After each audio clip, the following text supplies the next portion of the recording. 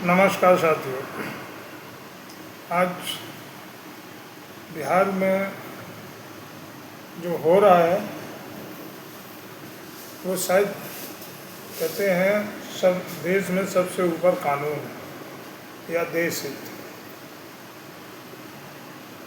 जो इलाका गंगा की तलहटी में होता है वहाँ जीवन यापन करने वाले लोग शायद हर साल ऐसी त्रासदी से त्रस्त रहते हैं जिनकी ज़िंदगी इधर से उधर सामान को ढोने में बीत जाती है।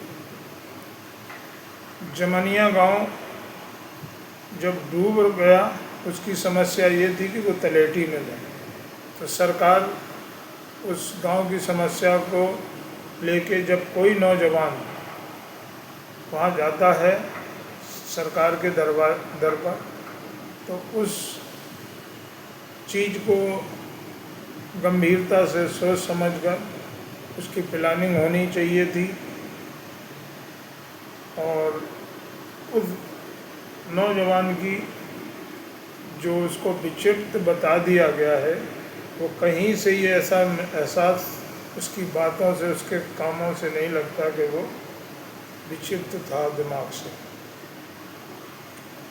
कानून तो सबकी रक्षा के लिए होता है, लेकिन जब कानून किसी को क्रिमिनल सूची में लाके और उसका क्रिमिनल रिकॉर्ड भी नहीं बता पाए और उसको छोटी सी बात पर चारों तरफ से घेर के जिसने हथियार डाल लिए उसको गोली मारी गई, ये कानून का उल्लंघन, पद का उल्लंघन, सत्ता का नशा इसी को कहा जाता है। वो ब्लॉक डेवलपमेंट ऑफिसर जिम्मेदार है जिसने बार बार वादे करके उस बच्चे के साथ अन्याय किया और वो बच्चा दिल से अपने समाज या अपने गांव या अपने लोगों के बीच जाके ये कहता था, कह रहा होगा कि भाई मैं ये काम करा दूंगा, मैं ये काम करा दूँगा, क्योंकि उधर से आश्वासन मिलता तो वो अपनी रिपोर्ट अपने समाज को देता था। तो समाज के लोग भी आस लगाए थे और जब आस टूटने लगी तो उस बच्चे ने कुछ ना कुछ मजबूती से काम करने के लिए ठानी और उसने बंदूक उठाई।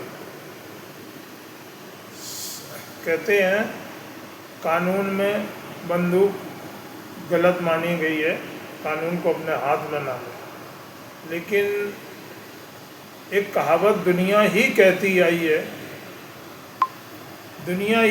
आई है कि जब सीधी उंगली से घी ना निकले तो टेढ़ी उंगली करनी पड़ती है। और उस बच्चे ने टेढ़ी उंगली की, लेकिन फिर भी घी नहीं निकला। टेढ़ी उंगली करने के बाद भी घी नहीं निकला तो लोगों ने उसका घी रखने वाला कंटर या बोले वो बर्तन ही तोड़ दिया। उसके दिल पे क्या बीती होगी। एक नौजवान पढ़ लिख के देश के बारे में सोचता है कि मैं देश में ईमानदारी से काम करूँगा, कहीं पेपर लीक होते हैं, कैसे होते हैं, ये सब लोग हजारों बच्चे जन्म के पढ़ लिख कर देश के बारे में सपने संजोते हैं, अपने घर समाज के बारे में भी सपने, लेकिन जब एक दुखद रूप में ऐसी घटनाएं होती हैं तो हर देशवासी रोता है। उस बच्चे ने अपने एनकाउंटर के बाद अपने मौत का जब उसे एहसास हो गया तो उसने लाइव कहा है कि मेरी बॉडी देश हित में पहली प्राथमिकता फौज को, दूसरी प्राथमिकता पुलिस को, तीसरी प्राथमिकता गरीब के लिए काम आए, तो मैं अपने को देश भक्त मानूंगा। भाई बीजेपी हो चाहे कांग्रेस हो चाहे राष्ट्रीय जनता दल हो, लेकिन अगर किसी का एनकाउंटर करते हैं तो यहाँ दुराभाव तो दिखता है। नहीं, समस्याएं अगर सुलझ जाएंगी तो ना एनकाउंटर करना पड़ेगा, ना लोगों को बंदूक उठानी पड़ेगी। कुछ लोग धोखाधड़ी करके पैसे बनाते हैं बिल्डिंगें खड़ी करते हैं, गरीब आदमी उस बिल्डिंग को देख के तड़पता है कि हमारे पास भी थोड़ा पैसा हो तो हम भी अपना घर बना लें। लेकिन इस देश में ना तो मेहनत का पैसा मिलता है और ना ही पद मिलता है। पढ़ने के बाद लुटा हुआ बच्चा अपने आप को माँ बाप के सामने दंडित मानता है कि हमने माँ बाप का लाखों रुपया बर्बाद किया और हम आज माँ बाप की और देश की सेवा नहीं करते। तो सपने जब चकनाचूर होते हैं तो उस सपने के चकनाचूर होते होते ये बच्चे के भी साथ वही हुआ। वैसे तो बिहार के लोग देश में अन्यत्र जगह जा जाकर अपना रोजी रोजगार करते हैं। क्या बिहार में इतनी कमी है रोजी रोजगार की? क्या सरकार वहाँ ये नहीं सोच सकती? लेकिन विडम्बना है बिहार की, जहाँ कभी चंद्रगुप्त मौर्य, सम्राट अशोक जैसे महान राजा हुए जिनका देश इतना बड़ा था जिसे अखंड भारत बोलते थे, तब शायद ऐसी परेशानियां नहीं होंगी, न इतने लोगों के पास विकल्प होंगे। लेकिन आज हर आदमी को अगर आप कहते हैं सब पढ़ो और सब बढ़ो, ये सपना अगर देखते हैं तो फिर बढ़ने का चांस किधर है वो सरकार बताए। पढ़ के बढ़ने का चांस किधर दिया जाता है वो बताए।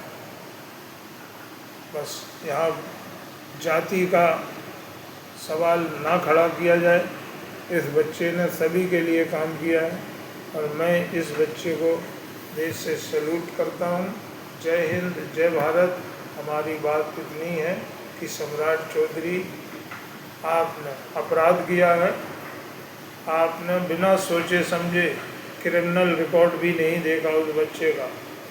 जब लोग वहाँ का रिकॉर्ड बताने के लिए यहाँ तक सुना जा रहा है कि उसके ऊपर किसी तरह की कोई FIR, कोई मुकदमा नहीं, फिर एनकाउंटर। यही सम्राट चौधरी आपका अपराध है और इसकी सज़ा भगवान आपको ज़रूर देगा। बस जय हिंद, जय भारत, जय बिहार। जबकि हम उत्तर प्रदेश से हैं, लेकिन ये हत्या से हम भी दुखी हैं। जय हिंद, जय भारत।